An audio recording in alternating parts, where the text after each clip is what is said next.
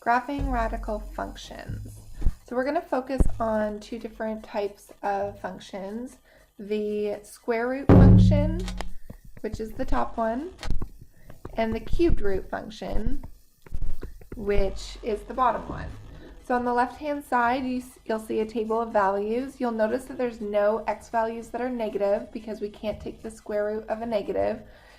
And for the cubed root, we do have cube root values, and we're picking numbers that we can easily take the cubed root of. So let's head into our first question. Graph a transformation of a radical function. So the first one is the square root function, and it's asking us to identify the transformations. So that means that if our parent function is the square root of x, anything outside of that is some sort of transformation.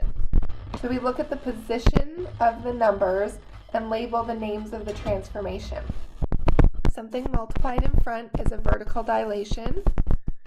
Something added or subtracted inside the parent function, we use the opposite. So that's going to be left 3.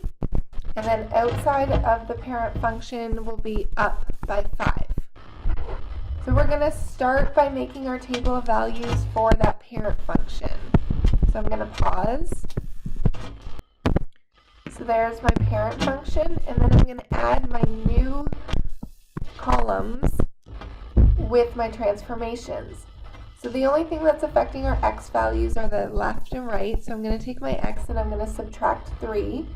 And then with my y values, they're being vertically dilated, so I'm going to multiply my y values by 2 and add 5. So I go back to the x's. I'm going to take each one and subtract 3. 0 minus 3 is negative 3. 1 minus 3 is negative 2. 4 minus 3 is 1. And 9 minus 3 is 6. My y values, I'm going to multiply them by 0 and add 5. So I get 5. 2 times 1 plus 5 is 7. 2 times 2 plus 5 is 9. And 2 times 3 plus 5 is 11. Now I'm going to take the new x value and the new y value, and I'm going to plot it. So negative 3, 5 is the first coordinate. Negative 2, 7 is my second coordinate. 1, 9 is my third. And 6, 11 is the last one. And it's going to take the shape of that square root function like we had before, so up and to the right. This is what we call an anchor point.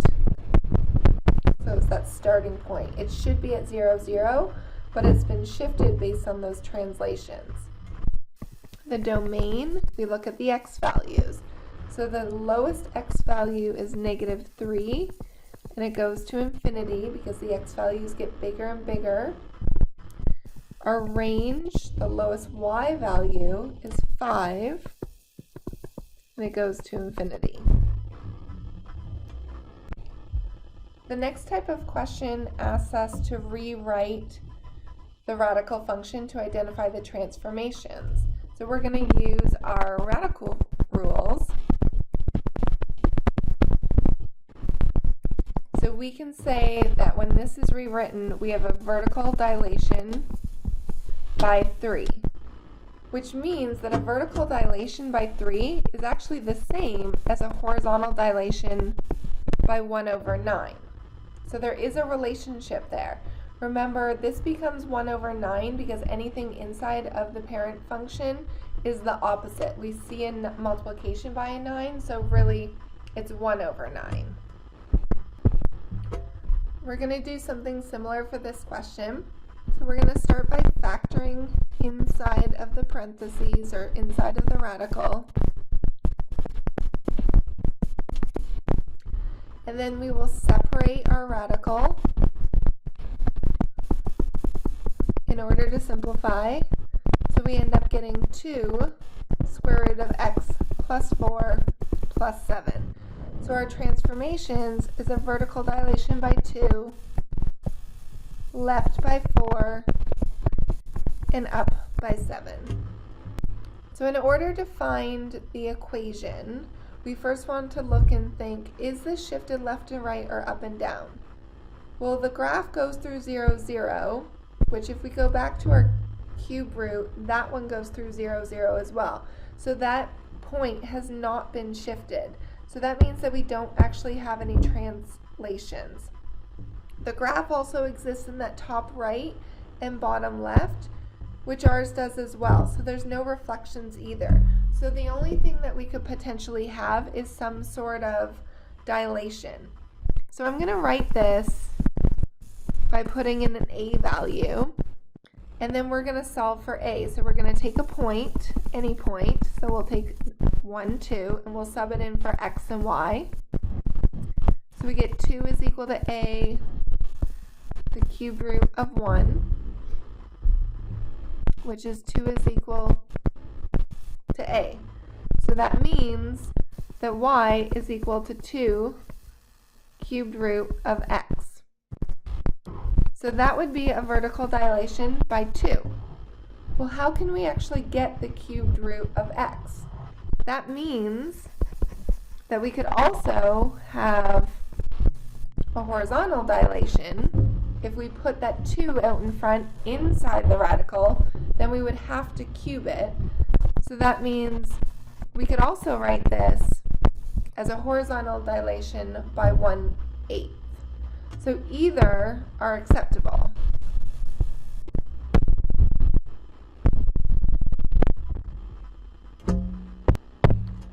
For this last question, we're going to come up with the equation for a square root. So we have our parent function. We look to see if there's any translations. And what we can see is that the anchor point that should start at 0, 0 has been shifted to the left by 5 and down by 4. So left 5 and down 4. So we're going to actually put that into our equation. So we put x plus 5, because remember, if something is shifting to the left, then that means that we have the opposite sign, so a plus, and then down 4. We're going to put an a value in there to identify any transformation, dilation.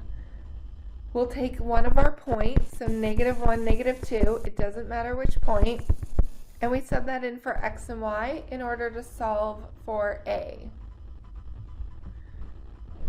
-2 is equal to a, the square root of -1 plus 5 minus 4. When we add 4 to both sides, we end up getting 2a.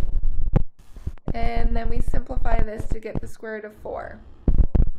So we end up getting 2a is equal to 2, and a is equal to 1. So if a is equal to 1, that means that our final answer is just x plus 5 underneath the radical and then minus 4.